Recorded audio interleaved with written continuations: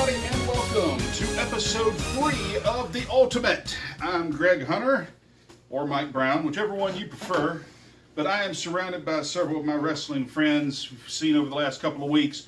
We have the reformed Mark Don Matthews. We have the former Mid-Atlantic Heavyweight Champion, the disorderly Philip Payne. He's got the hardware with him to prove it. And we have the mascot of your 2016 National Champion Clemson Tigers, the unstoppable Shadow Jackson. Still, you're a national champion. Yes. So, a fact that I do remind every Georgia fan at work of on a regular basis. Stop talking. So, I will say this.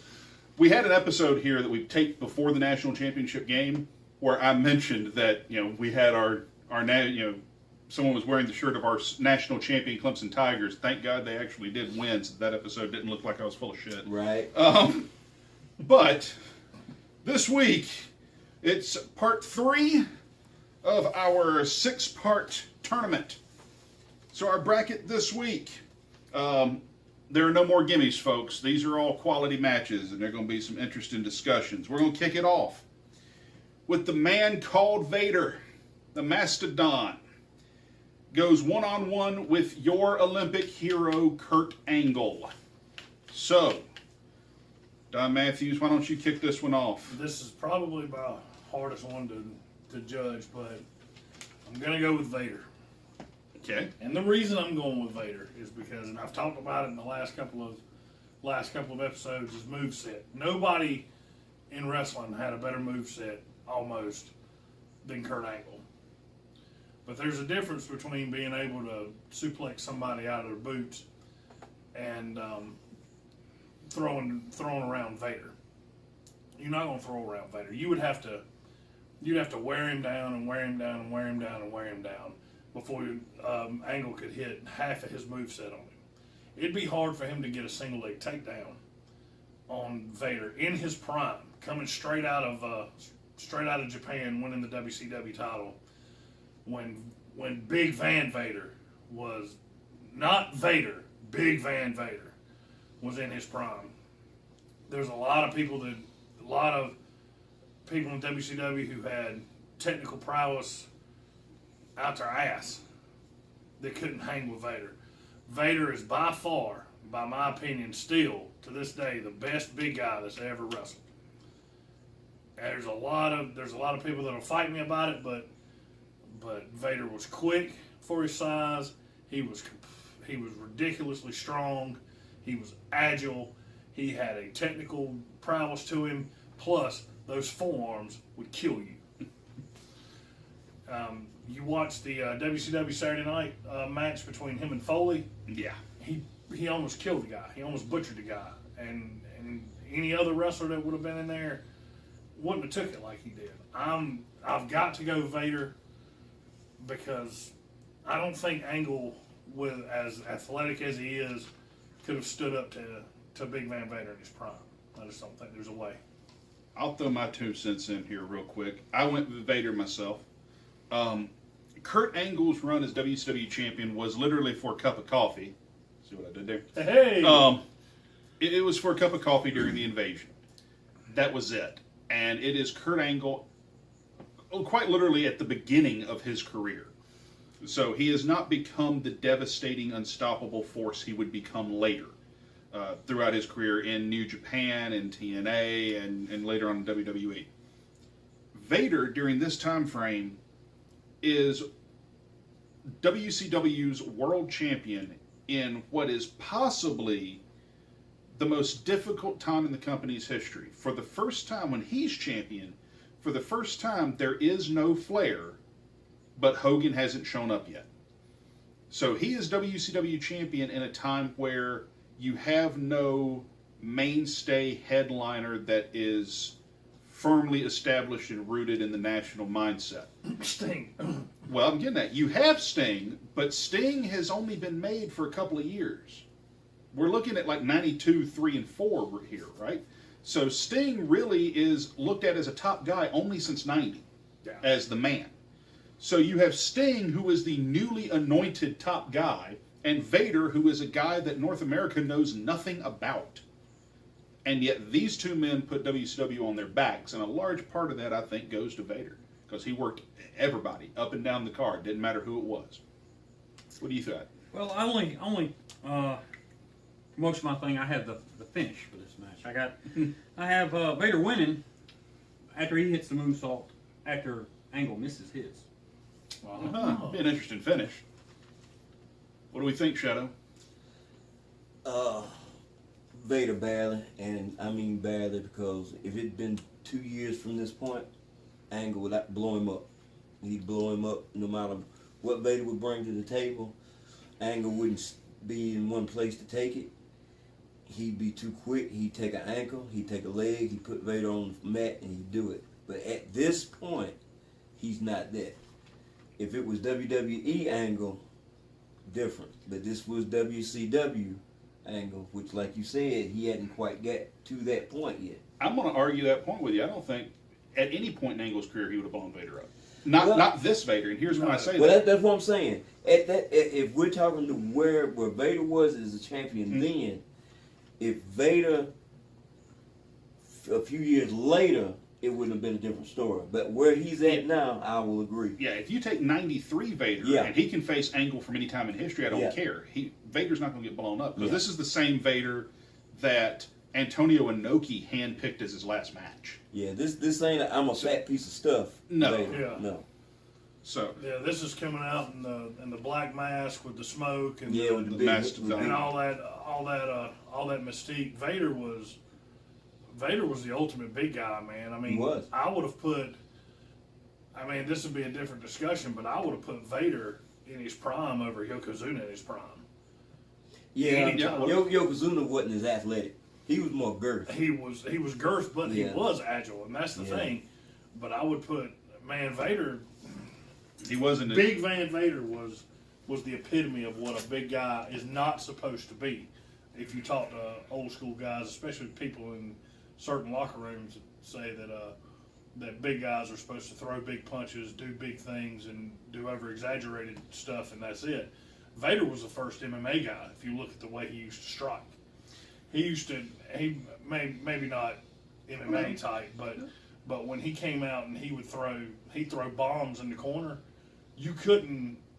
That was nothing but sympathy for whatever babyface was in front of him. Well, what made Vader such a great big man was he did everything the classic big man does. He did the big moves and the big power and the big posturing and the not no selling, but the selling very little and so on. He did all of that and more. And he's like Bam Bam Bigelow in that respect. Yes, Bigelow could do everything the big monster's supposed to do and then some. And Vader, he's the first, I think, big mainstream headline main event athletic big man, and he knew when to use the athleticism, which is what makes him incredibly unique. All right, here's the next one, and we're going to save you for last because you may have some interesting thoughts on this. So we'll start with Shadow. Masahiro Chono, former NWA World Champion, against another former NWA World Champion, the Great Muta. Muta easily. He would out-quick him, out-style him, out-wrestle him, and then he'd blow stuff in his face and pin him. He's reading my paper. It's copying. That's what I got. Moodle too quick, blows his miss, pins him in. Wouldn't even need to do it, but he'd do it just for style points. Moodle's all about it. Style is where I would give it. Muta is he is one of those guys where he's great in the ring, no doubt, and he is one of the absolute best performers the sport has ever known. But then he also has the mystique and the character. This won't make sense unless you think about, I'm not talking about a specific gimmick, I'm talking about the mystique. Muta was the Undertaker before the Undertaker was. Yes. Where he had that level of mystique and charisma to him, and there was that much mystery to him. Comes to the ring with the one mask, take it off, and he's painted up. And he's got the painted face and the whole Even nine his yards. selling, you weren't sure if he was hurt. Yeah. Because he'd take a knee and then he'd bounce up and then he might hit the rope, but how would you attack? Because a lot of times, especially in his feud with Sting would go thinking, all right, I got him, and then right back. Right. You don't know. Well, I agree with that to a certain respect, but you got to remember who came before Muda, and that was Kabuki. The great. Yes. And I think Muda was Kabuki with the volume turned higher. Mm-hmm. And Keiji Muto was he's probably, as of right now, probably one of the best things that's ever come out of Japan. And he always will be. But Masahiro Chono, he had a style about him also that was a little bit more no nonsense. Maybe it was strong style before strong style was cool, Right. or whatever. But you don't take it away from Muda. Muda beats him, but I don't think it's as easily as everybody thinks it is. I think it's a brawl until Muda out finesses him. Yeah. And let's take the mist out of the equation whatsoever. I think Chono stretches him until Muda finds a weakness and finds it, and it's over with. Okay. Plus that elbow drop's ridiculous. I love his elbow. I mean, and everybody's doing it now. Yeah. And that's what makes this better. If you give this to the average wrestling fan, they're not going to know who Masahiro Chono is, but they're going to know of the Great Muda. Yeah. And the Great Muda has a greatness about that influences even today's guys, and you got to give it to Muda. Okay. So we'll move on to the next one here. I said we had a dragon in the next one, and we do. We have the dragon Tatsumi Fujinami. Goes 1-on-1 with the great one, The Rock. Mr. Payne, who you got? Well, to be honest, I had to look this fellow up. Wow. I need to look up Tatsumi Fujinami, I'm the Hall of Famer. Yeah, WWE Hall of Fame. I will admit to it. I had to. He's look in him one up. of the games. You should know you jabroni. I had to check my JTG manual. I had Okay. to check it out. I had to go look him up, and he was an innovator, and he's a hell of a man. But I got to give it to The Rock. I went with The Rock on this one. The Rock. I went with The Rock Why would we put The Rock over? because I didn't know the other guy. Oh my God! Honesty I'm is the stuck. best You policy. wanna know? Yeah. Honesty is the best policy. Didn't know him. I had to look him up. All right. Don? Tatsumi Fujinami, All right. because this is not a debate. This is a wrestling match. The Rock is a good wrestler. Tatsumi Fujinami was a master wrestler. This is in a ring, not behind a microphone. Tatsumi Fujinami wears the Rock down, wears the Rock down, wears the Rock down, and pins the Rock. The way that the Japanese style is, The Rock would have to kill him before he lays down for people's elbow. It's not going to happen. The only thing I can see The Rock hitting is the Uranagi, and I say Fujinami kicks out of it. That man was a beast. That man was a barrel-chested behemoth. He was amazing. I put Fujinami over The Rock. You know, I'm going to say this, and because I've been thinking about it. I recorded my bracket a couple of weeks ago.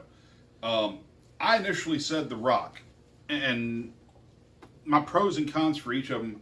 The Rock, from a charisma standpoint, he was more charismatic than Fujinami ever was. Yeah. From a talking standpoint, the promo in New Japan and All Japan is not as important as it is in the WWE. So, The Rock is going to excel at that, I think, naturally. But The Rock is also one of the greatest promos in the history of the business, period. Fujinami is definitely more gifted, a professional wrestler. The Rock is probably more gifted, a natural athlete, but training will overcome God-given talent. So what it boils down to me is I'm looking at the two as champion. The Rock as WCW champion was kind of an accoutrement to The Rock. Not many of the folks that were the WWF, during the WWF invasion, were, and held the WCW title, it wasn't really a big showcase spot. So it wasn't a huge showcase for The Rock to be WCW champion. It was just basically he had it. Whereas Fujinami versus Flair in Tokyo, and Fujinami wins the NWA World title from Ric Flair, had such tremendous impact and was such a huge deal. And they sold it out in Japan. Then they turn around and they draw a hell of a house for the first Super Brawl in the States. And it headlined by Fujinami versus Flair. So, looking at the impact that the two had during Champion as champion, I'll be honest, I don't know. I'm kind of in a toss-up at the moment. Well, let me try to sway you here. Who did The Rock beat for the WCW title? I want to say he beat Booker T. Okay, he beat Booker T. Mm-hmm. Okay. Who did Fujinami beat in his prime? He beat Flair. He beat Ric Flair in his prime. Does The Rock beat Ric Flair in his prime? In his prime. Does The Rock beat 1986 Ric Flair? Does he beat Ric Flair in the Four Horsemen? I don't see it. I would. But Tatsumi Fujinami did. Well, he didn't beat Flair in the Horsemen. Yeah, he beat Flair. though. And I think The Rock could beat Flair because a lot of the qualities of The Rock are the same qualities of Dusty Rhodes, and Dusty beat Flair. That was Dusty though, baby. That's a whole nother. Shadow, what do you think? I'm going with The Rock because of the age difference and because The Rock was a chameleon. Even though we were talking earlier about the belts being props, basically it was at that time they had the WCW belt. They really didn't carry a lot of weight, but The Rock's work rate never changed. And I think if you put him in a Japanese style, strong style match, if that's what you're calling, then The Rock wouldn't have as good a chance, but he'd still have a chance. But if Rock turned the juice up to a WWE style match, is what he used to do, I don't think he could keep up with The Rock. I think he would wear him down and he'd pin him, but it wouldn't be a lot of showmanship. I think it'd be a wrestling match, and Rock would get not a roll up, but he wouldn't get a rock bottom. It would be something to where both of them went for something, but The Rock was just that much quicker. Even our friends Ken Wallace and Dan Wilson, referee Ken Wallace and the Reverend Dan Wilson, respected manager and in the state of Georgia and Tennessee, even they are split on it. Looking here, respectively, Dan Wilson gives it to The Rock. Dan! Whereas Fujinami goes over according to Ken Wallace. I'm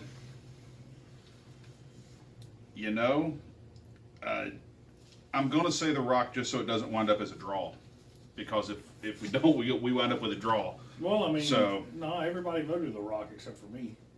No, well, it's Rock, Fujinami, and I would probably lean toward Fujinami.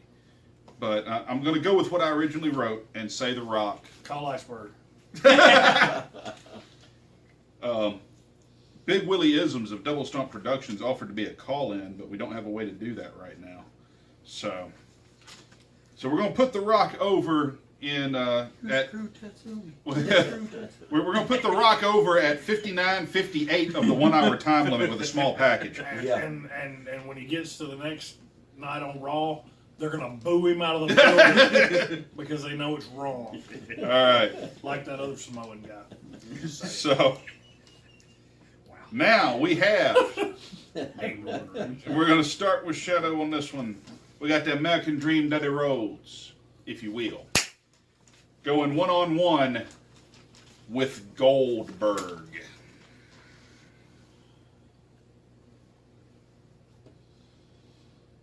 I say Dusty only because. Thank you. Only because his whole career he beat big men. You go from Florida to the Mid-Atlantic to Georgia, everybody that he ever feuded with would bring up Giant in, and he'd have to deal with him. So he would weather the Goldberg storm, and then the crowd would get him over, and the crowd would get him through it. Because I don't think he would fight the Goldberg fight, which would be stand there and go toe-to-toe. I think Goldberg would get his initial whatever.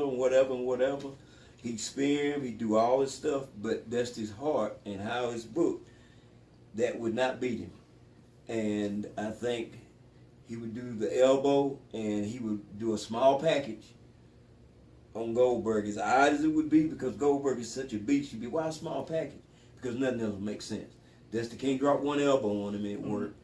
He can't do any kind of hold on him and it would work. I think Goldberg would go for the jackhammer and he just roll him up, just like he's done so many others. What do you say, Don? I say Dusty, baby. Because he booked the match, baby. That's right. That's right. That's right. If that was the case, yeah, he would win with the elbow. No, I say Dusty because we're talking about in their prime. And you're talking 81 to whatever. You got to remember what Goldberg was. Goldberg, I always thought of Goldberg as the 90s version of Nikita. Okay. Because if you looked at how they were built, how they barely spoke English, how they Need some up? I'm not saying that Goldberg was absolute garbage. He wasn't. I mean, Diamond Dallas Page pulled a great match out of him. But what I am saying is he can't go in there with anybody and make a good match. Dusty Rhodes could. Yeah. And Dusty Rhodes' charisma would keep the crowd behind him. Mm-hmm. I see it just like Shadow does, but I see it out of respect from Dusty to Goldberg. Yeah. That he'd beat him that way. But it wouldn't be an elbow. It would be something that he'd have to. It'd be hard for him to get out of. But I can't. If you look at the dynamic of putting Goldberg back in the 80s, then his tag team partner would have been Nikita Koloff, and they would have made him a Russian. If you really look at it, he would have been Crusher Khrushchev before Barry Darsow got it. Mm-hmm. So I think that is my defining reason that Dusty beats him. It's just because not only was he better in the ring, not only could he tell a better story, not only was he better ring general, but you didn't have to tell Dusty what to do.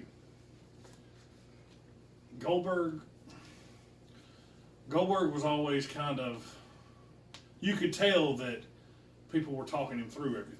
And maybe this has nothing to do with this bracket, but No, it does. but you can. I see better matches going down the road. I see more longevity with Dusty than I would have ever with Goldberg if they were in the same era. Right. So I'm saying Dusty. Dusty wins because he wears him out. He's got a hell of a lot more motor than Goldberg does. Mm-hmm. Yeah. I wrote down Dusty stuns Goldberg by sidestepping the spear. He hits the flip flop and fly, and then the elbow after Goldberg hits the post. Yeah. Well, I guess I get to be the controversial one. I put over Goldberg. Yeah. This was I my gotta reason. hear this reason. No, I think it's very simple. You're looking at them as world champion. Dusty Rhodes was world champion from 81 to 2001. He was world champion twice. Okay. Both times were incredibly short reigns. Once surrendering the title back because of a ref decision. So there's that one. And the other one was just a very brief reign. Dusty Rhodes' story was the challenger to the world title. The chase. Not being world champion. Goldberg's story was becoming the king of the mountain and daring the world to knock him off. Dusty Rhodes sold out buildings night after night after night when Jim Crockett Promotions was a regional territory. He did that as world champion. Goldberg on top with Hogan and very little actual advertising, in fact, sold out the Georgia Dome for the night he won the world title. It sold out the Georgia Dome for a hometown crowd. True. Oh, sure. Bill Goldberg, Yeah. Bill Goldberg was number 95 for the Falcons. No. For the Georgia Bulldogs, and he played for the Atlanta Falcons. I'm not so he was arguing already famous there. But to even throw another screw in your philosophy, okay? Goldberg's philosophy is being the king of the mountain and daring anybody to knock him off. Let's put Goldberg as the champ, and let's put him as a tweener. Now, let's not even take him heel. Okay. Now let's take Dusty Rhodes out of 1985 and put him in there to chase Goldberg. At the blow-off match, who wins that match? In the blow-off, if you're going to set it up and book it like that, it would be like Flair. In the blow-off, Dusty would win only for Goldberg to win it back.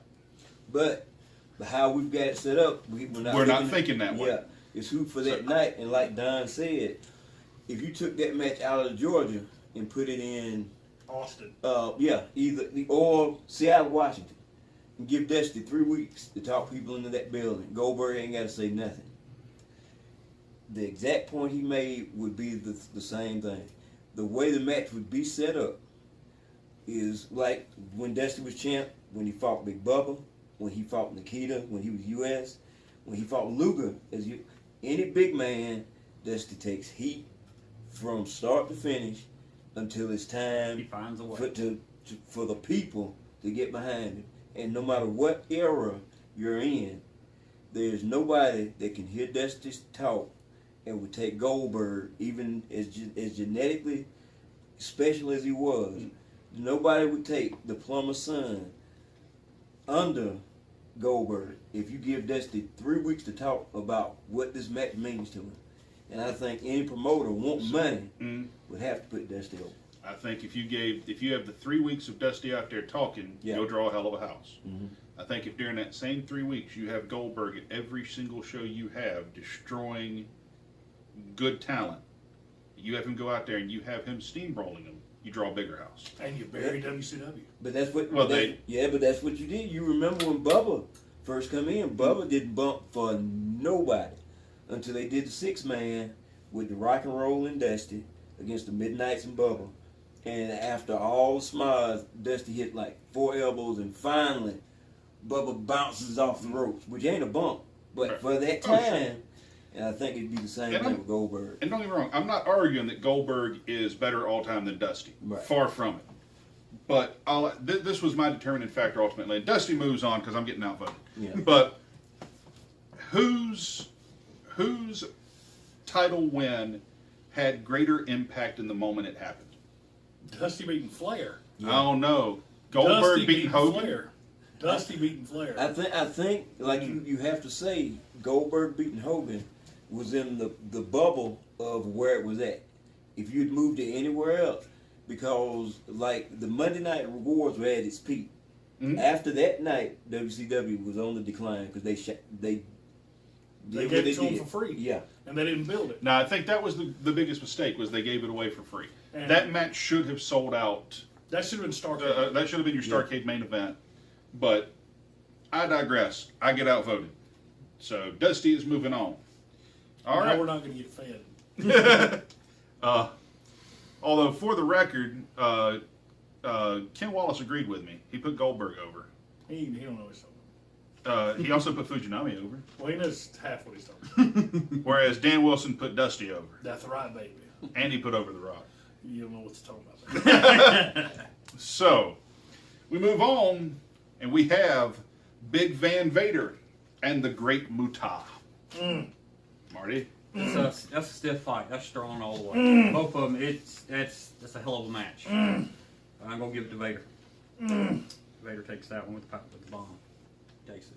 I agree. Hell of a match. I think it's a good match. It's strong style for sure. Yes. But it's just too much weight. It's just too much strength. And unlike some of the others, Sting and Steamboat and some of the others that faced Vader, Muta's never was a strong wrestler. He was smooth and stylistic and quick. And Vader would just take everything he had and just eventually it'd be too much. Get his hands on him. Yeah, he catch him. You catch him. I have Vader going over because, to me, for that time, which we're talking about the early 90s, which is the same time that Muta was NWA champion, was the early 90s, Vader was probably, I don't think you can really argue what I'm about to say too much, he might have been the most overact as far as you looking at it and going, this is a legitimately tough son of a gun. He might have been the most overact in the business. Not even a... Yeah, because look how many times he beat Sting clean in Yeah. the day. You didn't do that. No. You didn't do that. No. Sting was John Cena before John Cena was born. Yeah. You know what I'm saying? But no, Vader over Muta, and I hate to say it because I love Muta so much, but Vader was the juggernaut, man. There wasn't no stopping him. There wasn't no stopping him. Man got his eye knocked out by Stan Hansen in Japan. Put it back. Put it back in. Held it in with his and eyelid. 20 minutes later, the match ends. Yeah. That boy bad. That's all you got to say. Yeah, you can't do nothing much with that. For record, everybody's putting Vader over. All right. So we come to a match that's probably going to be fought on a microphone as much as it is in the Oh ring. my God! The Rock versus the American Dream, Dusty Rhodes. I gotta pass on this one because I'm just sitting here fanboying out, just thinking of the montage of promos that they're gonna play for 10 minutes before the match even starts. You know, because Dusty easily was one could talk you into